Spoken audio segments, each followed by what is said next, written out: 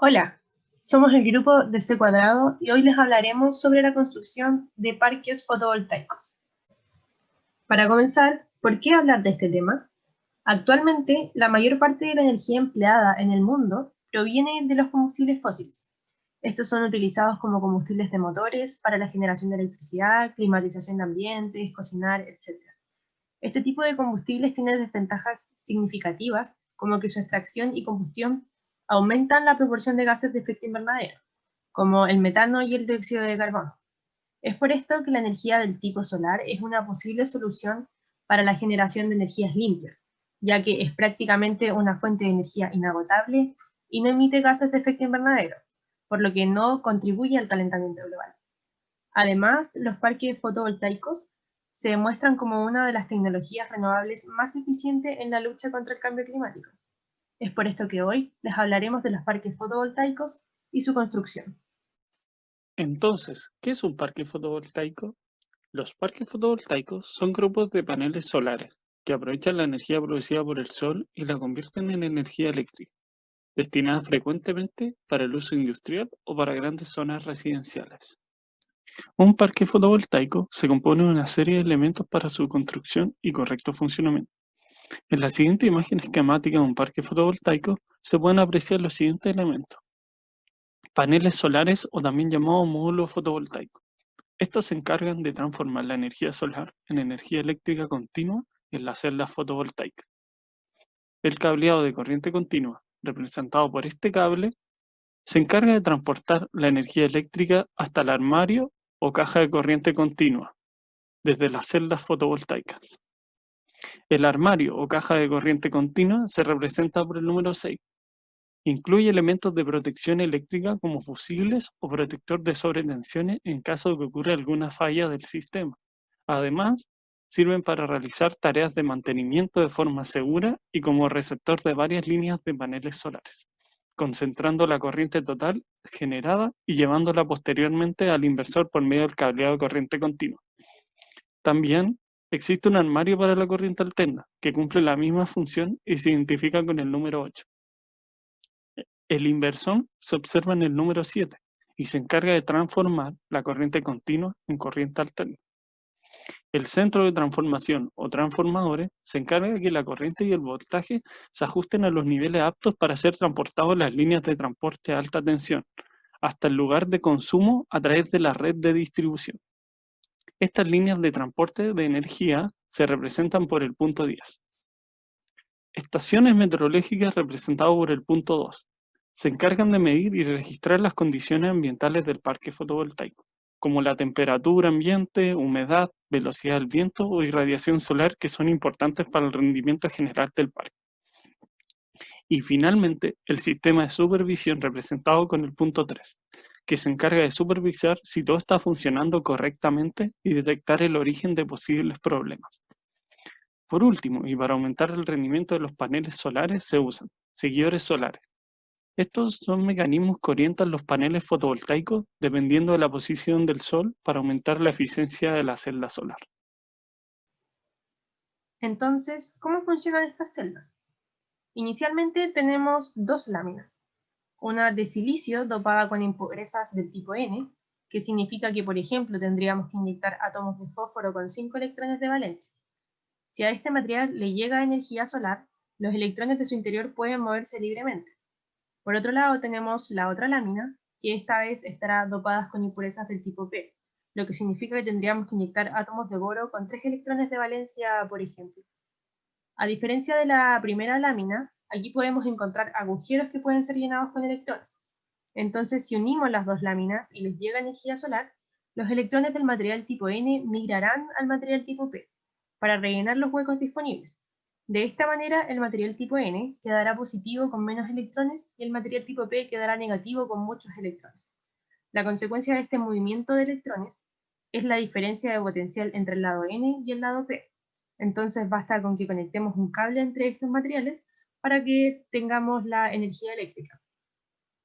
Cabe destacar que para aumentar el rendimiento de la celda solar, el material tipo N debe ser más delgado que el material tipo P. A continuación, les mencionaremos algunos aspectos importantes a considerar para la construcción de un parque fotovoltaico. Para empezar, la elección del lugar donde va a ser localizada una central fotovoltaica es esencial. Las orografías planas y de clima soleado son las más adecuadas para su instalación. Además, hay que reducir al máximo las afecciones derivadas de la ejecución del proyecto, rescatando las especies vegetales y animales en los terrenos donde está previsto levantar la central. Una vez completado el diseño y la redacción del proyecto, comienzan las obras a pie a campo, en este caso en pleno desierto, y el despliegue logístico de maquinaria y personal. Primero hay que explanar los terrenos para lograr una superficie uniforme que facilite la instalación de las infraestructuras. Con el terreno adaptado, el siguiente paso es el hincado de las estacas. Estas vigas fijarán en el suelo las estructuras metálicas que soportarán los paneles solares. Posteriormente, se instalan todos los equipos asociados al sistema de seguimiento al sol para optimizar la captación de energía. Tal como se dijo anteriormente, estos sistemas permiten que los paneles giren sobre un eje horizontal acompañando la trayectoria del sol, desde el amanecer hasta el ocaso. Una vez preparada toda la estructura, hay que ensamblar los paneles fotovoltaicos, responsables de captar la energía limpia del sol. Además, se instalan los inversores dentro de la subestación.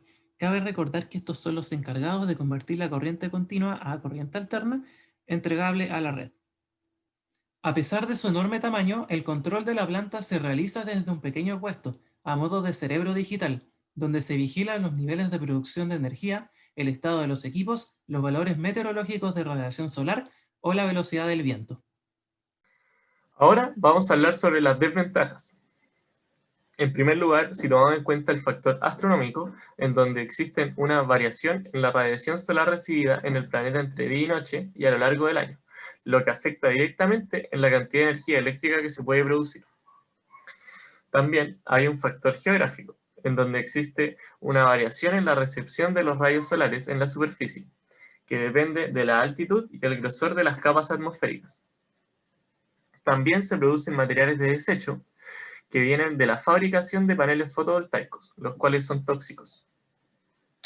Además, como se mencionó anteriormente, los desiertos cálidos son las mejores áreas para instalar paneles solares, ya que tienen cielos limpios y de baja humedad atmosférica.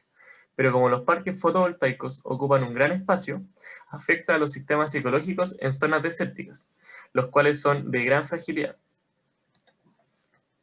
También se usan importantes cantidades de agua para la limpieza de distintos elementos de las instalaciones. Finalmente, es complejo almacenar energía eléctrica de este tipo de instalaciones, ya que implementar baterías actualmente es complicado y muy costoso. En la actualidad, para almacenar la energía obtenida del sol, se utiliza otro tipo de tecnologías, las cuales corresponden a las plantas de concentración solar. Estas utilizan la energía solar para calentar sales. Luego, estas sales se ocupan como un sumidero caliente en un ciclo Rankine convencional para así obtener energía eléctrica.